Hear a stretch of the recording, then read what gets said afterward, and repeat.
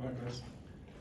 Okay, so I believe it's So good afternoon, guys. So my name is Gaurav Kare. This is my individual project, and as you can see, it's how cybercrime affected the world. But it's of course it's a big topic that I'm talking about, but I'll narrow it down slowly as we proceed further. So let me first talk about the introduction. So of course, all of you are all on tech. Everyone is on electronics, and the world has actually changed over the few years. I think over the past 10 years or 5 years, if you look into that span, time has changed. Like everyone are into the electronics, everyone are into their phones, and if you can see, there are massive technological breakthroughs that have transformed the way humans communicate in the 21st century. So we are in the 21st century. Like at this moment, if let's say I have to talk to a keen example, my fellow colleague, rather than talking to him just there while he's just there, I talk to him on WhatsApp, on the phone. This is what the world has actually come through. But with that itself, because of this technological breakthroughs, we have not seen on one thing. There are too many softwares that are coming up, and because of these softwares coming up, there are vulnerabilities which are coming up. Now, vulnerabilities are certain flaws, small flaws that a hacker can take control and basically hack that system. So moving through, a high-tech era that has enriched the world and has facilitated the political, the social and economic matters of human growth. The usage of computers and other devices has increased worldwide. So I've already spoken about that. These major innovations in the technological field have led to a vast increase in major cybercrimes around the world due to new softwares. So let me just explain more about what cybercrime is. So to see what cybercrime is, it's like, let's say I'm a hacker, I'm an attacker, and you are the victims. So I am sending a payload. Now a payload is like a virus or a malicious software. I send you a payload or a malicious link via your email, and you open that email, and I've already accessed your laptop. I have all your sensitive files, sensitive information. I have all this with me after I've already done that. So moving on, I'll just give you some few insights onto this. Now this is it has happened. This is the cybersecurity of the UK government who have actually said this. So despite the global community trying to resist and reduce the major impacts, cybercrime has continued to develop dangerously over the world. According to the 2018 Cybersecurity Breaches Survey, which is of the UK, 40% of firms globally have been victims of cybercrime. According to the study, hackers might steal up to $6 trillion every year. And as you know, new softwares are coming up, and you also know there is something like ChatGPT. Maybe let's say even by next week or next month, ChatGPT can even be hacked. It's not a big deal, because even if Microsoft can be hacked, if Google can be hacked, ChatGPT is nothing in front of this. So it's just one small flaw, one vulnerability, which can just make sure that the whole system is down. So depending on the severity of the crime, cybercrime is classified into two types, that is type 1 and type 2. According to Moore's law, there is a law known as Moore's law in cybersecurity. So type 1 is basically small hacking. They are known as script kiddies, which I'll talk more about that. And type 2 is basically identity theft, credit card fraud, harassment, stalking, and threatening conduct are examples. So like, let's say cyberbullying, that falls under type 2. And mostly, let's say in your undergrad, or like as when you're teenagers, you might have gone through cyberbullying at some point, some stage you have gone through that. So that falls under type 2. So yeah, now let's talk about the type of hackers. As I talked about script kiddies, these are the hackers who use other people's tools, other hackers' tools, to gain their advantage. So let's say I'm a hacker, a professional hacker. I've made a tool specifically to hack, let's say, this classroom's networks, let's say this classroom's TV. Now you as a student, you use my software to gain access to the TV. So at this point, you're a script kiddie. And then there are black hat hackers. These are the hackers who are unethical. They hack unethically. So let's say they hack for bad and they get too much money for that. So it's basically like, how do I say, these assassinators. They're these assassination killers. They're examples of that. Then white hat hackers, these are the people who hack ethically. So let's say if Google comes to me, or if Microsoft comes to me saying that, can you please check our website? We're worried if there is some flaw in our website. So they have given me permission to hack them to get to know if their server is safe or not. That's ethical. Those are white hat hackers now, where I can see what vulnerabilities are.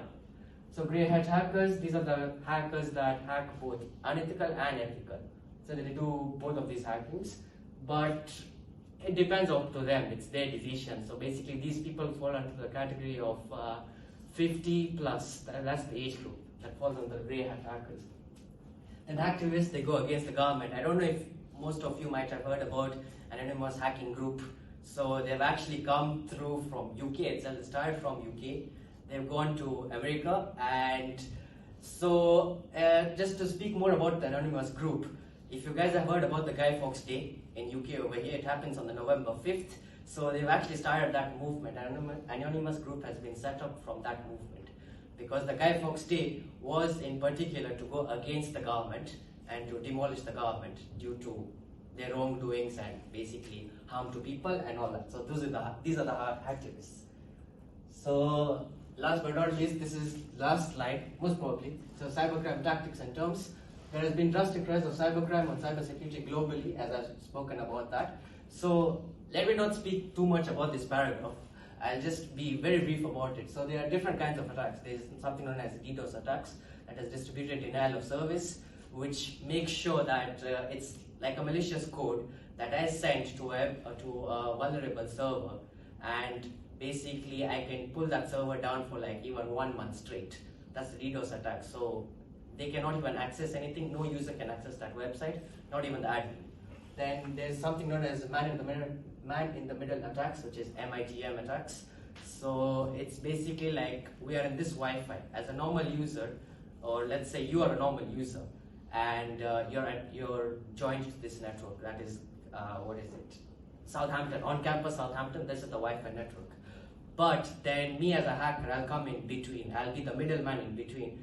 And whatever information you pass through the internet, if you search for like Google or you search Instagram, something like that, me as the hacker in between, I can get to know whatever you're searching.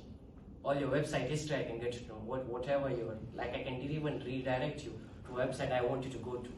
So you're searching for Google, and me as the man in the middle, I can actually direct you to Instagram, if, let's say that. So that's man in the middle attacks. Then phishing attacks, most of you have heard of it.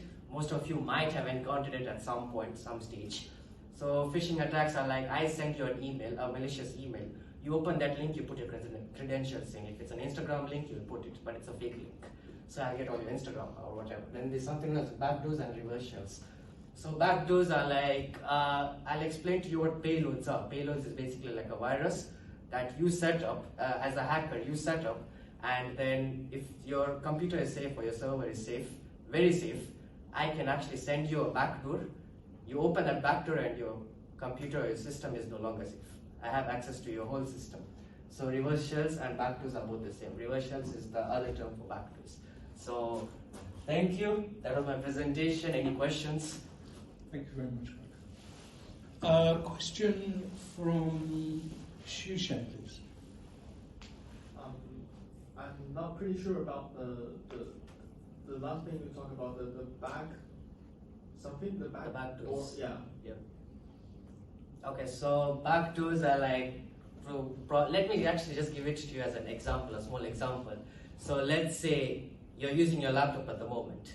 Okay, you know your laptop is safe because you have antivirus on your laptop, you have firewall and all this. So you know it's safe. Even I know that it's safe. But if I just make a code, a malicious code, a virus basically, I send you that virus and you open it. It will seem very legitimate to you. So you open it and there, I've already accessed your laptop. So your laptop is no longer safe. So that code will break all that antivirus that you have over there. It will break your firewall. Yeah, so I've already gained access to your laptop. So that's also fast. Very interesting. And the same applies to mobile phones, I guess. Right. Okay. So what advice would you give, in a nutshell? It's quite alarming to think that this can happen. Right. So what good advice would you give? Okay, so that just as a general information, right? So okay, the advice I would give is that since we're going to a tech breakthrough, to a technological breakthrough, I feel like everyone should at least understand, like basic security for their laptops, at least for their devices. Because let's say if you're driving a car, you just want to drive a car just because you know how to drive a car, but you drive a car knowing that you know your car. You know how, like, let's say if your tire gets punctured, you know that, yeah, I can fix my tire myself. I have the tire at the back, I can fix it myself. The same thing applies for the security for the systems. The same way, you have to know some basic knowledge for that, at least. Yeah. Julia, can you explain to or tell Gaurav one thing that he did very well, please?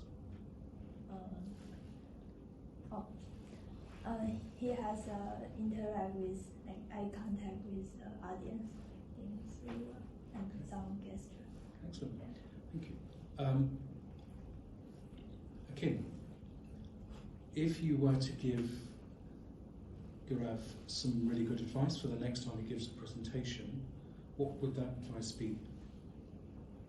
I think it's done pretty well, but maybe keep it a little bit precise and straight to the point. You can do some audience if you talk for too long. Well done. Excellent. Right, speaking of which,